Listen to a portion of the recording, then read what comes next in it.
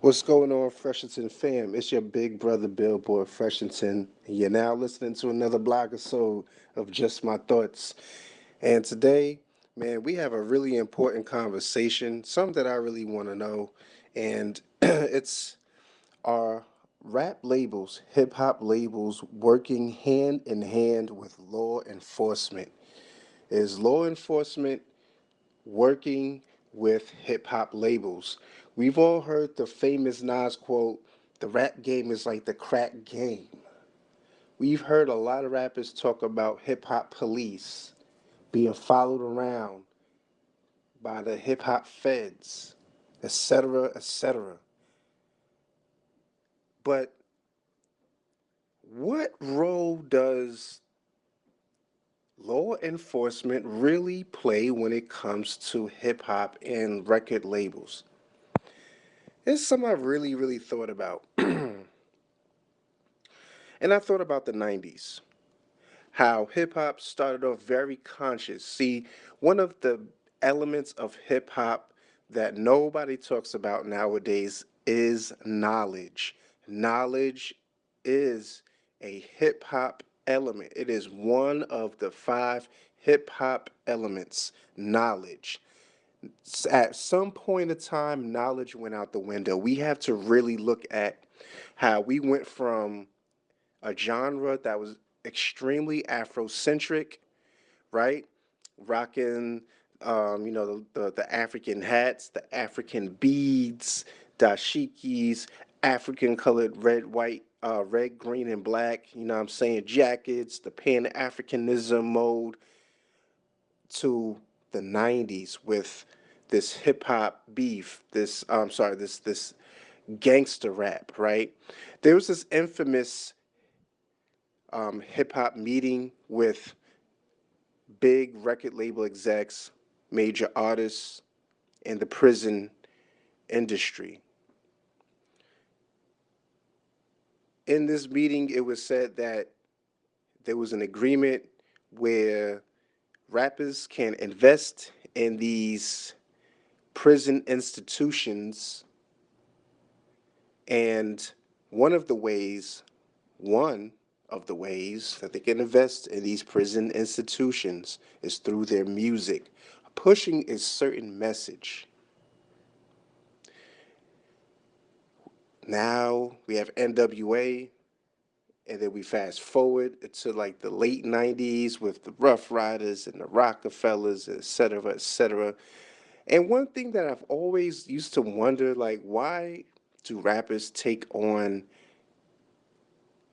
gangsters' names, right? Meek Mills,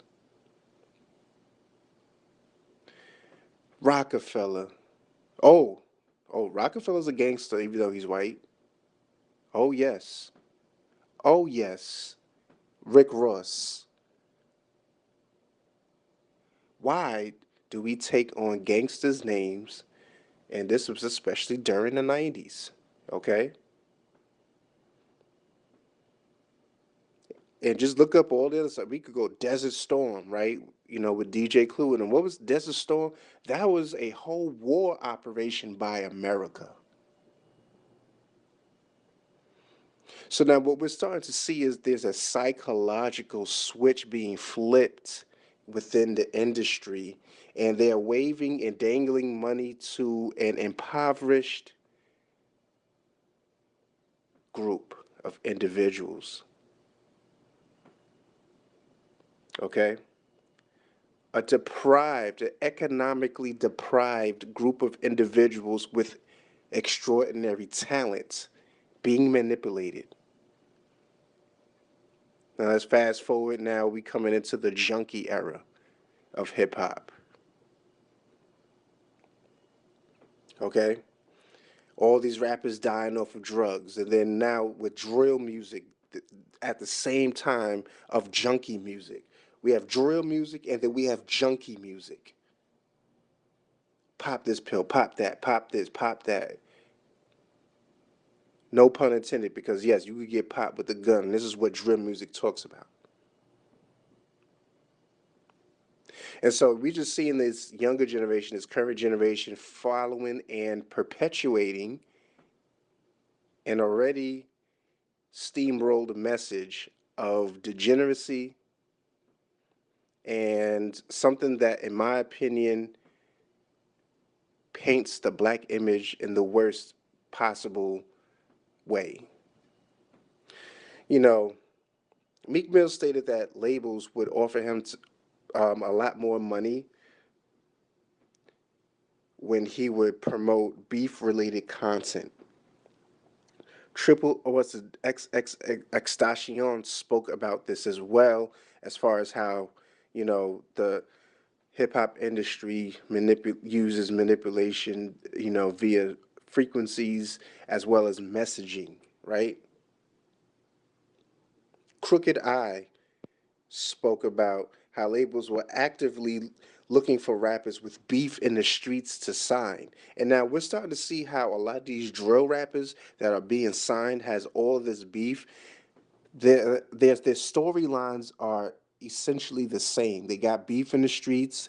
They kill ops. They talk about exactly what they did in the streets. They talk about street business on record, and you're essentially self snitching. They're using Vlad TVs and the um, Adam No Jumper. You know what I'm saying?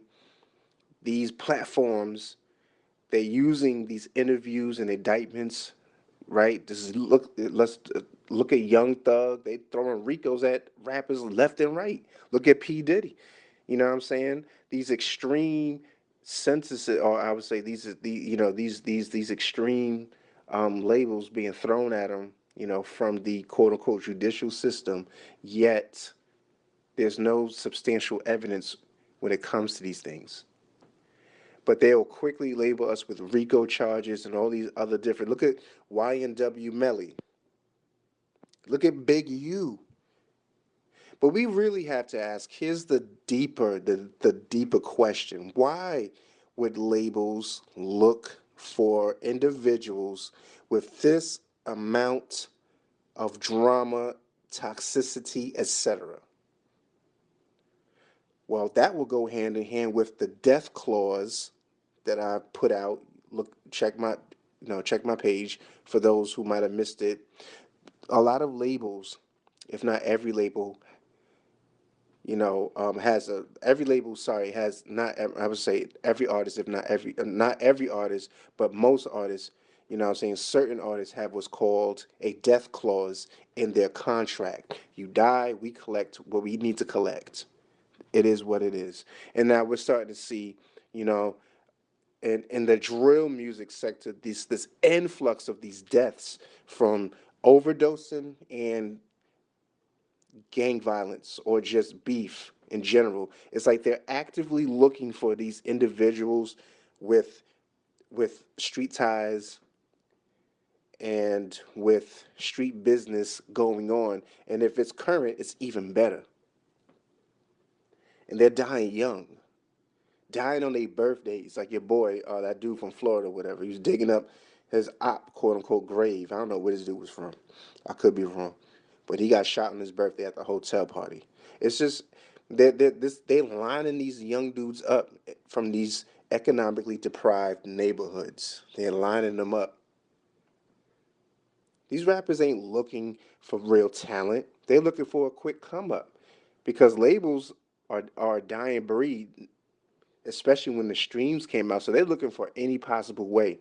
And the death clause is like it's essentially an insurance policy on rappers. So you want your insurance policy. They used to be in the Bronx with, speaking of hip hop, you know what I'm saying? These building owners, these white building owners, right? These white landlords would burn up their buildings to get the insurance money in the Bronx. That's part of the story of hip hop, the origin stories. And so this is the same thing. They're creating and manipulating certain instances, all for profit and gain.